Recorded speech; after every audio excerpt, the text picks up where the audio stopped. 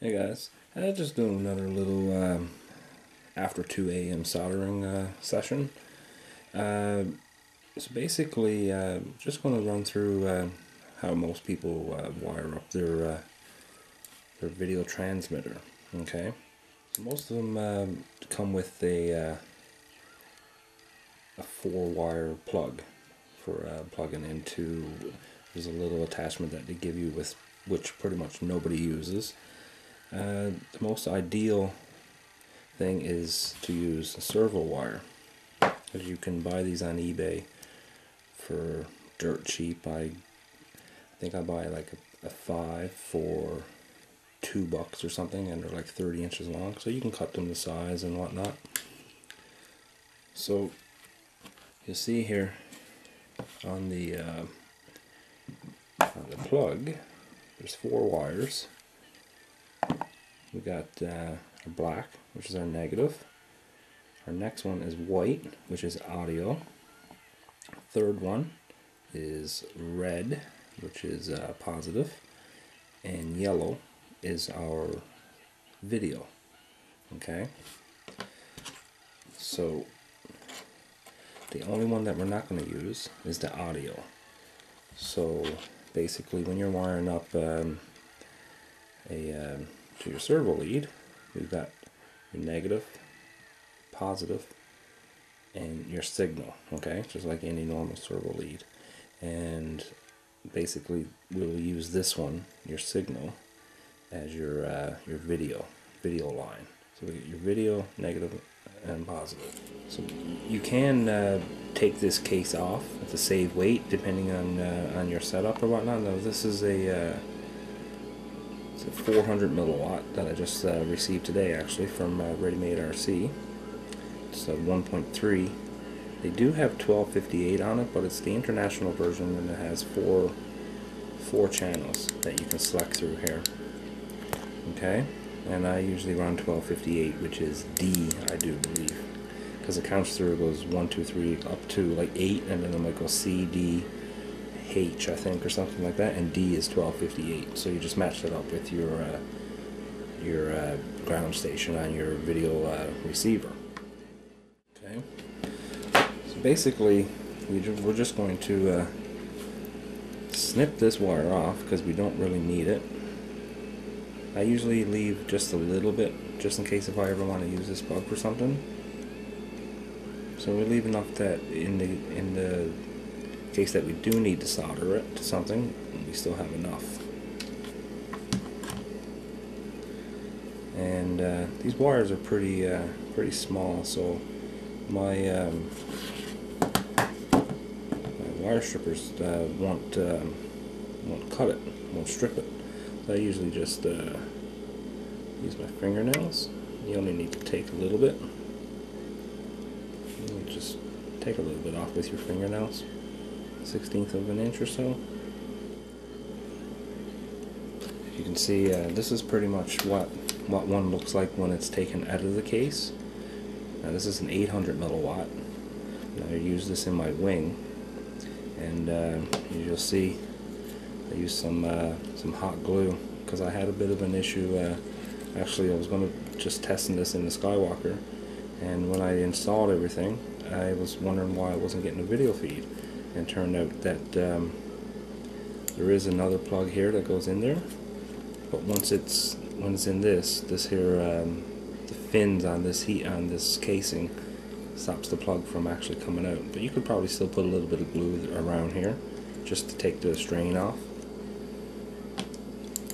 So with this one, I don't have it in its case, and you can see I just put some high temp hot glue there, just to keep it sturdy. This is basically what it looks like out of the case, and it's fairly light. Like, it's nothing compared to this. It's probably 25% of the weight is the case, or 75% of the weight is the case. And there's 4 metal plates that act as heat sinks. And I haven't really had any issues with this heating up outside in the air with the air flowing over it. Some people, you can buy little heat sinks to put on them. I had one, and it just kept falling off because this do still warm up a bit, and unless I had some paste for heatsink, the stuff that comes on, the little sticky side stuff, it doesn't hold.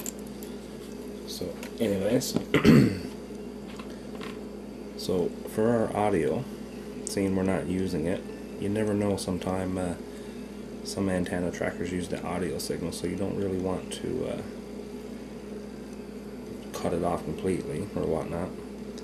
So you still want to make it usable. I usually just fold it back, and when I put the heat shrink over it, I'll put a little piece over that and just to contain it.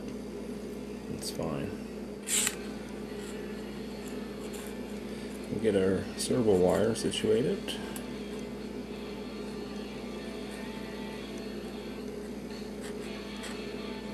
Like that.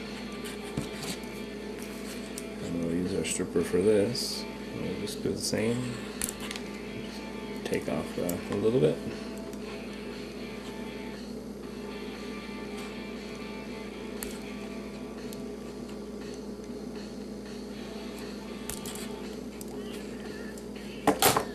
That.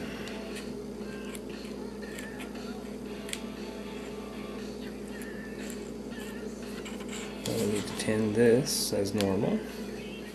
So we'll give our wires a little tin as normal.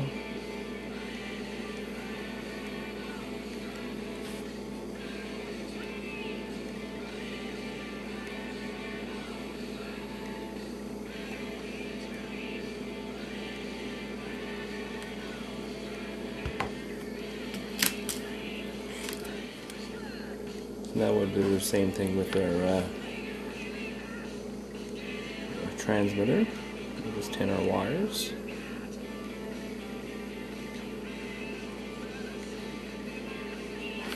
Now that we got our wires tinned, we got to get a couple pieces of heat shrink, and we'll get a bigger piece for after when we're done.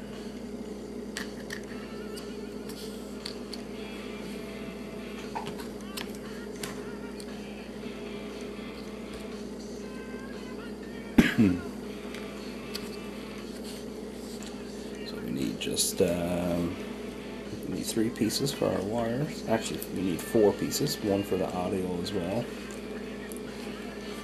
We'll just grab a piece of and we'll probably a little bit bigger for the audio because I've got it doubled back. We'll just put our heat shrink down.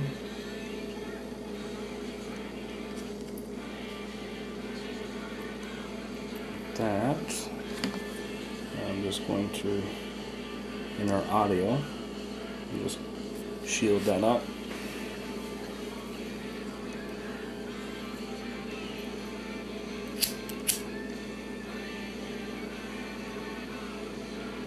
You never know if you ever, like I was saying, if you ever get an antenna tracker or whatnot, you could usually it runs through the audio line.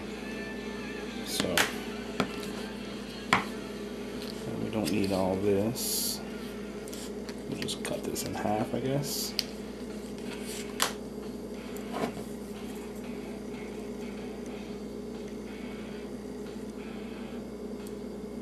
We'll put our wires in.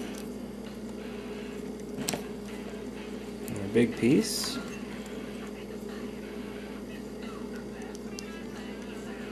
Usually it's a good idea to put your big piece on first, because then you got to try to get the small pieces through. So we'll start with our yellow, and that's going to put our signal, our white wire.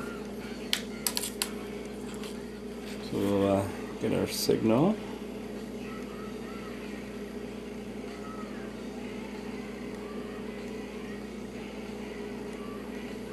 That. Check your connection, make sure you got a good connection. So we'll do our positive.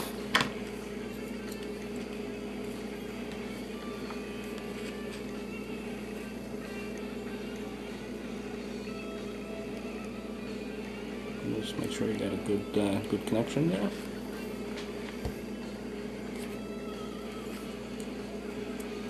And last but not least,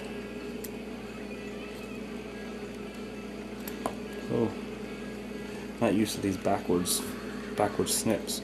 You have to press in to release, and you don't need to actually, it actually nips it without having to nip it. It nips it on its own, so that was a good little find. Great for working on stuff if you don't want to, if you got a hot piece of wire. And last but not least, we'll do our negative. So now we'll put our heat shrink over as normal.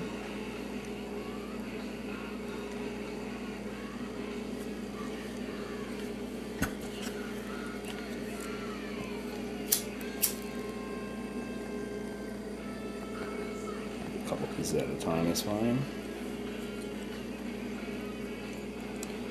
Just make sure that negative, just wanted to double check that.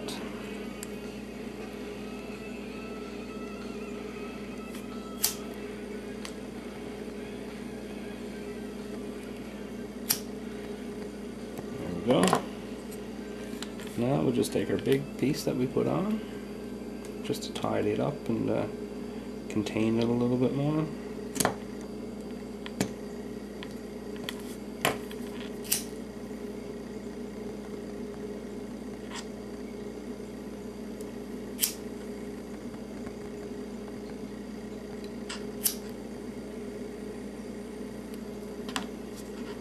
There we go. So now if this is, if you have an output, the way I have it set up with my harness for my Dragon OSD, I have a female coming out, so I use the male to, I'm just going to extend it because this is going on the nose of the plane. I just need to extend it back to the OSD extension. So basically, that's how to wire up a servo lead to your video transmitter. So anyways guys, thanks for watching.